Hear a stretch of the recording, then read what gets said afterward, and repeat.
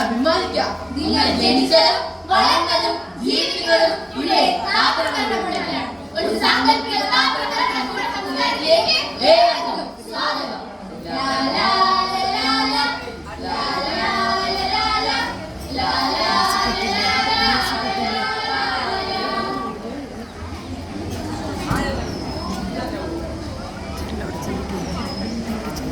ജനാധിപത്യ ഭരണ വ്യവസ്ഥയിൽ രാജാവ് നഗ്നനാണെന്ന് വിളിച്ചു പറയാനുള്ള സ്വാതന്ത്ര്യം ഉണ്ടായിട്ടും കളികളെ പോലെ പൊതുജനങ്ങൾ തലകുമ്പിട്ട് മൊബൈലുകളിൽ നോക്കി സോഷ്യൽ മീഡിയ പാഴ്വിപ്ലവമുണ്ടാക്കുമ്പോൾ അവർ തിരിച്ചറിയുന്നില്ല നാളെ തലകുമ്പിട്ട് ദയനീയമായി യാചിക്കേണ്ടി വരുന്നത് ഒരു കുടം വെള്ളത്തിന് വേണ്ടിയായിരിക്കുമെന്ന്.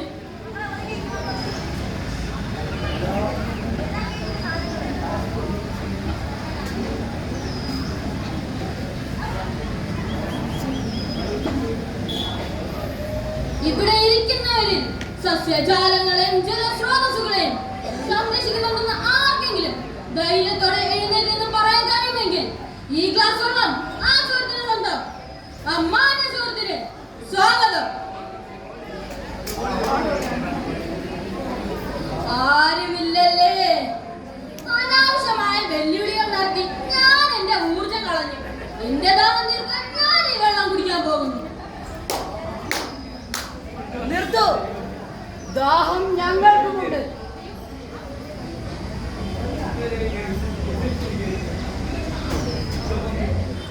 ഇത് കുടിക്കാൻ എന്ത് യോഗ്യതയാണ് നിങ്ങൾക്കുള്ളത്?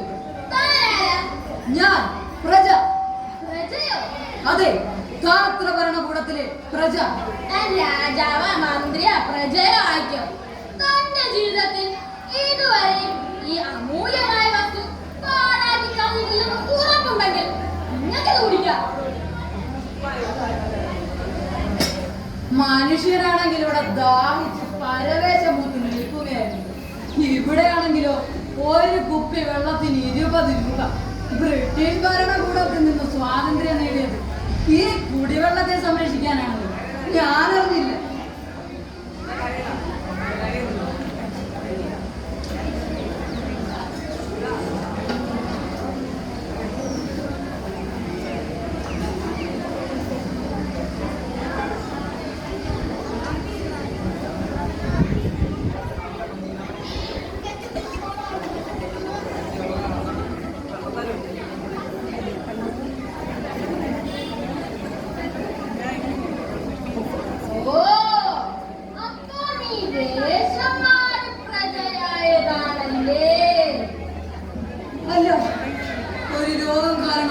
സ്വന്തം നാടും വീടും ഉപേക്ഷിച്ച് ഓടേണ്ടി വന്നവൻ.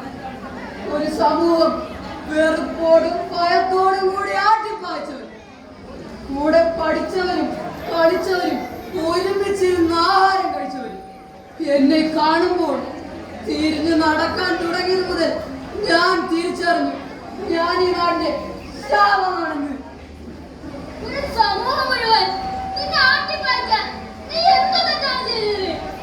നമുക്ക് കേട്ടുകേൾവില്ലാത്ത വൈദ്യശാസ്ത്രത്തിന് പോലും ചോദ്യചിഹ്നമായ മസ്തിഷ്ക ജ്വരം. ശരിയാ, നമ്മുടെ ഭരണകൂടത്തിലേക്ക് ക്ഷണിക്കപ്പെടാതെ കടന്നു വന്ന അതിഥിയാണ് മസ്തിഷ്ക ജ്വരം. വിലപ്പെട്ട ജീവനുകൾ കൊണ്ടുപോയി വൈദ്യശാസ്ത്രം ഭരണകൂടം ഒറ്റക്കെട്ടായി നിന്ന് തൽക്കാലത്തേക്ക് നിയന്ത്രിച്ചില്ലേ? പിന്നെ എന്താ? മസ്തിഷ്ക ജ്വരം വന്നു ആദ്യം മരിച്ച രോഗിയെ സ്നേഹിച്ചും സാന്ത്വനിപ്പിച്ചും പരിചരിച്ച ഭൂമിയിലെ മാലാഖയായ എന്റെ മകൾ പനി ബാധിച്ച അടുത്ത ബന്ധുവിന് കൂട്ടിരിപ്പിന് പോയതാ എന്റെ ഭാര്യ. ജീവന് തുല്യം സ്നേഹിച്ച സ്വന്തം അമ്മയെ മസ്തിഷ്ക ജ്വര വാർഡിലെ ഒരു കിടക്കയിലേക്ക് മാറ്റുമ്പോൾ ആ മാലാഖയുടെ മനസ്സ് താങ്ങുന്നില്ല. ഒടുവിൽ സ്വന്തം ശരീരത്തിലേക്ക് ആ രോഗാണു ഒളിഞ്ഞു കയറിയിട്ട് എന്റെ പൊന്നുപോൽ കരഞ്ഞില്ല. ഒടുവിൽ തീരെയായി ആ ഭീകരനോട് അവൾ പൊരുതി വീണു. എത്ര പുരസ്കാരങ്ങൾ കൊടുത്താലും മതിയാവില്ല. രാത്രിയും പകലുമില്ലാതെ സ്വന്തം രക്തബന്ധങ്ങളെ പോലും ഓർക്കാതെ നമുക്ക് വേണ്ടി ജീവിതം മാറ്റിവെച്ചവരെ ഡോക്ടർമാരും നേഴ്സുമാരും അടങ്ങുന്ന ദൈവങ്ങളെ, ഏത് സമൂഹം നിന്നെ ആട്ടിപ്പായിച്ചാലും നിന്റെ കൂട്ടുകാരാ നിന്റെ മരണം വരെയും നിന്റെ നെഞ്ചോട്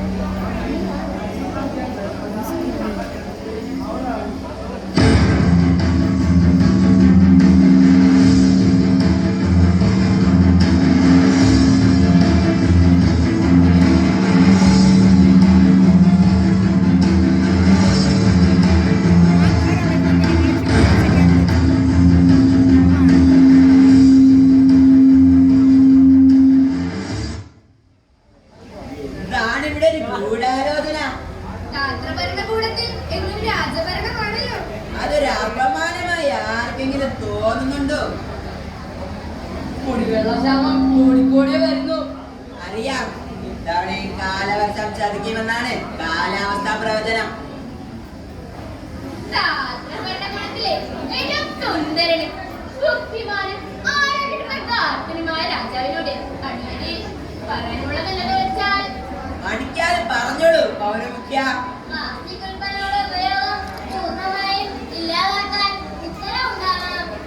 ഒരു കിലോ പഴം പേപ്പറിൽ പൊതിഞ്ഞു കൊടുത്താൽ പ്ലാസ്റ്റിക് സഞ്ചി വേണമെന്ന് ആവശ്യപ്പെടുന്നവരാ ഈ ഇരിക്കുന്ന ജനങ്ങൾ. വനമേഖല നശിപ്പിച്ചുകൊണ്ടുള്ള വികസന പ്രവർത്തനങ്ങൾ നിർത്തിയാൽ നന്നായിരുന്നു.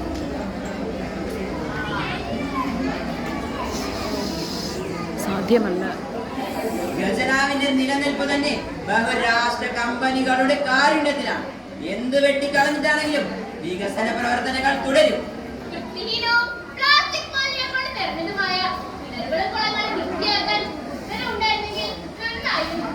ഉപയോഗശൂന്യമായി കിടക്കുന്ന ജലസ്രോതസ്സുകളിലാണ് ഭീകരന്മാരായ വൈറസുകളുടെ താമസം. അവരുടെ സ്വകാര്യതയിൽ കയറി കളിക്കണോ? കിട്ടിയതൊന്നും പോരെ. നമ്മൾ എന്തിന് പേടിക്കണം? നമുക്ക് കുടിവെള്ള പദ്ധതി ഉണ്ടല്ലോ. കുടിവെള്ള പദ്ധതി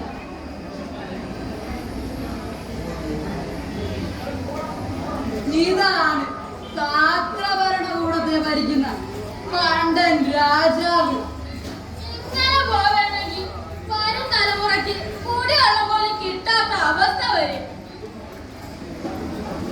എടാ, നമുക്ക് രാജാവ് അറിയാതെ മുഖങ്ങളും കോടികളും കിണറുകളൊക്കെ വൃത്തിയാക്കിയാലോ?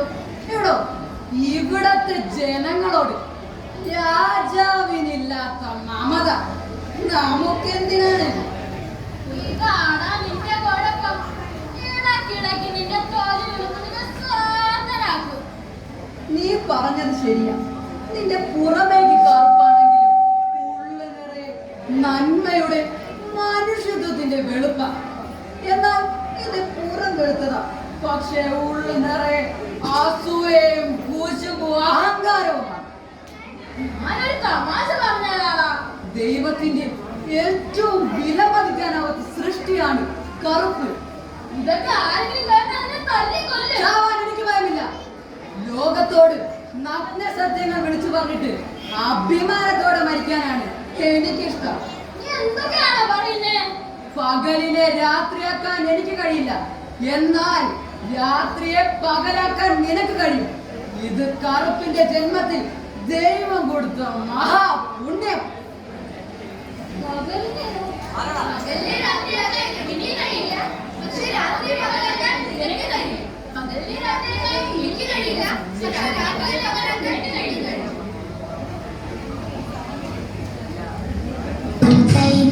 കൊച്ചു മക്കൾക്കു വേണ്ടി ഒരു തൈ നടാം, 100 കിളികൾക്കു വേണ്ടി ഒരു തൈ നടാം, നല്ല നാളേക്കു വേണ്ടി ഒരു തൈ നടാം, നമുക്കമ്മയ്ക്കു വേണ്ടി ഒരു തൈ നടാം, കൊച്ചു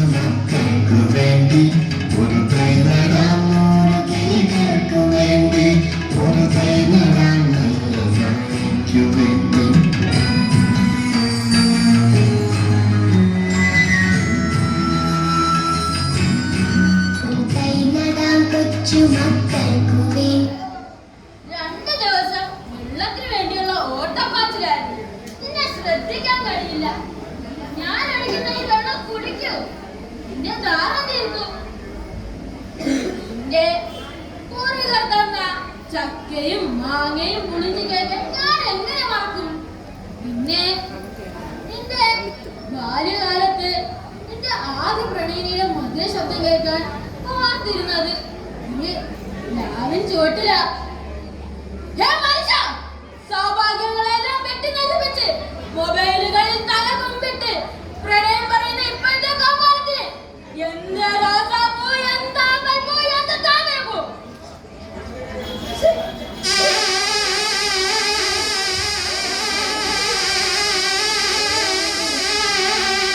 ഈച്ചകളെ കൊണ്ട് തോറ്റ് ഒന്നും കഴിക്കാൻ സമ്മതിക്കില്ല.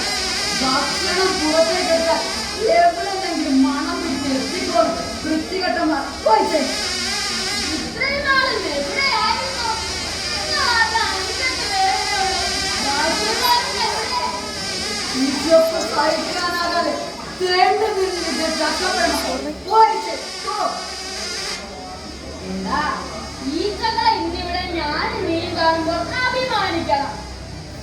എടാ, പണ്ടൊക്കെ ഈച്ചകൾ ഭക്ഷണത്തിന് ചുറ്റും വട്ടമിട്ട് പറക്കുമ്പോൾ നമ്മൾ ആട്ടിപ്പായിക്കുമായിരുന്നു. ഇപ്പോഴൊക്കെ ഭക്ഷണത്തിന്മേൽ ഒരു ഈച്ചയെങ്കിലും വന്നിരിക്കാൻ കൊതിയാവുന്നു. കണ്ടോ, മതിയാവോളം കണ്ടോ. എടാ, ഉറുപ്പേ, നീ ഈ കഴിക്കുന്ന ചക്കപ്പഴത്തിൽ വിഷമില്ല, മാരകമായ കീടനാശിനികളില്ല. അതുകൊണ്ടാണ് ആ പാവം ഈച്ചകൾ നിന്റെ പിന്നാലെ കൊതിയോടെ നടക്കുന്നത്. അത് വെച്ചേക്കണം. ആ വിഷമില്ലാത്ത ചക്കപ്പഴം അവർ തിന്നോട്ടെ. അതാണ് നമുക്ക് ചെയ്യാൻ പറ്റുന്ന ഏറ്റവും വലിയ പുണ്യം. ഇതാടാ ഞാൻ പറഞ്ഞത്. കറുപ്പിന് 7 അഴകാണ്. നിന്റെ മനസ്സിനും ശരീരത്തിനും 7 അഴകാടാ.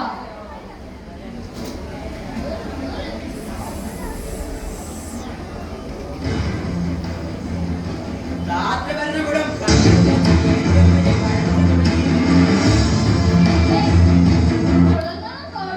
എല്ലാം പറ്റി വരുന്നുണ്ടോ? കറുപ്പൻ കർഷകന്റെ ബുദ്ധി എന്തെങ്കിലും മാർഗമുണ്ടോ എന്നറിയാനാ ഞാനിപ്പോൾ വന്നത്. ക്ഷമിക്കണം തിരുമനച്ചേ, അടിയന്റെ പക്കൽ ഒരു മാർഗവുമില്ല. അപ്പോൾ നമ്മുടെ രാജ്യം ഉണങ്ങിക്കരിഞ്ഞ് നശിക്കും. അപ്പോൾ നമ്മുടെ കുടിവെള്ള പദ്ധതി കുടിവെള്ള പദ്ധതിയെല്ലാം മണ്ണിനടിയിലുണ്ട്. വെള്ളം വന്നതുപോലെ അത് പോയി. പൈപ്പിൽ ഇപ്പോൾ കാറ്റ് മാത്രമേ വരുന്നുള്ളൂ. അപ്പോൾ അതും പോയി. വെള്ളവും ഭക്ഷണവും കിട്ടാതെ മരിച്ചു വീഴുന്ന ജനങ്ങളെ അവസാനമായി ഒന്ന് കാണേണ്ട കടമ എനിക്കില്ലേ? അല്ലെങ്കിൽ അവർ മരിക്കുമ്പോൾ എന്ത് വിചാരിക്കും? മണ്ടൻ ഡയലോഗ് മറന്നു.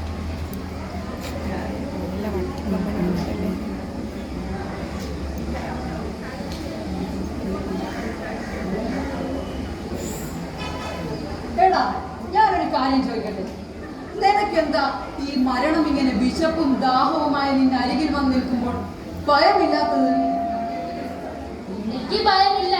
ഇങ്ങനെ ഒരു പേടിയെ കുറിച്ച് ഞാൻ നേരത്തെ കണ്ടിട്ടുണ്ട്. ഇതൊക്കെ തിരിച്ചറിഞ്ഞവരാണ് എന്നെ പോലുള്ള കർഷകർ. മട്ടിക്കാരി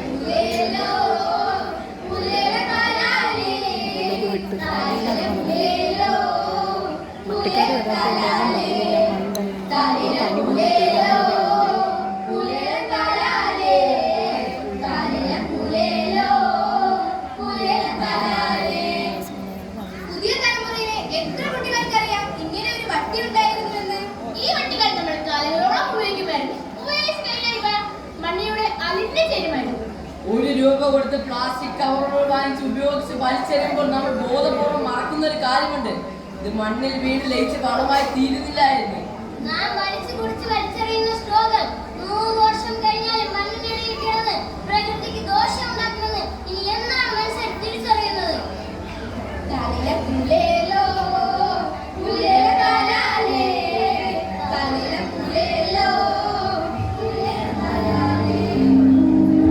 എടാ, നമുക്ക് ഇവിടെ നിന്ന് രക്ഷപ്പെട്ടാലോ? ഞാനും കോട്ടമില്ല.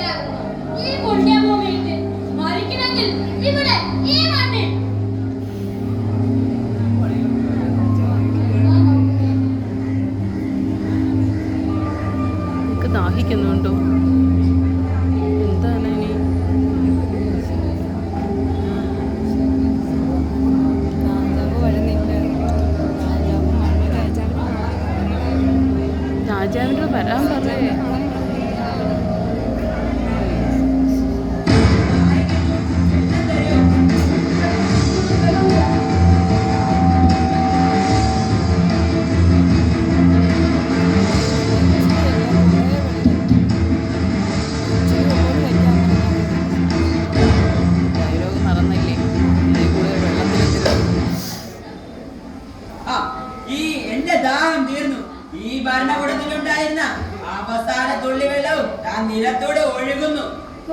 എനിക്ക് ദാഹിക്കുന്നു.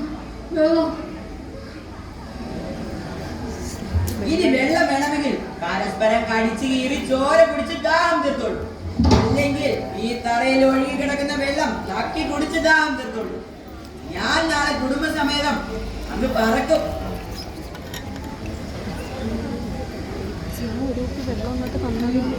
എനിക്ക് വല്ലാതെ വിശക്കുന്നു. മണ്ട വായിച്ചു. കൂട്ടുകാരാ, എന്താ കാണിക്കുന്നേ? വിശപ്പിന്റെ വിലറിഞ്ഞാണ് ഞാൻ കുഞ്ഞിനാകുന്നില്ല വളർന്നത്. അതുകൊണ്ട് എനിക്ക് വിശപ്പില്ല, ദാഹമില്ല. എന്റെ ഉള്ളിൽ നിറയെ ചുവപ്പ് വെള്ളമാണോ? നീ എന്നെ കൊന്ന് നിന്റെ നെഞ്ചിലെ ആ ചുവപ്പ് വെള്ളം കുടിച്ചോ?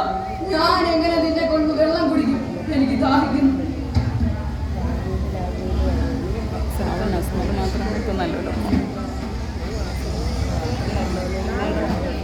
എന്നാ, ഈ കല്ല് വെച്ചെറിഞ്ഞ് എന്നെ കൊന്നോ? എനിക്ക് വല്ലാതെ ദാഹിക്കുന്നു. നിന്റെ ദാഹം ഭ്രാന്ത് പിടിപ്പിക്കുന്നു. വെള്ളം നിങ്ങളിൽ തന്നു അവർ വരുമ്പോൾ കൊടുക്കും. എൻ്റെ ബോട്ട് കൊക്കാൻ ഞാൻ സഹായിക്കണ്ടേ?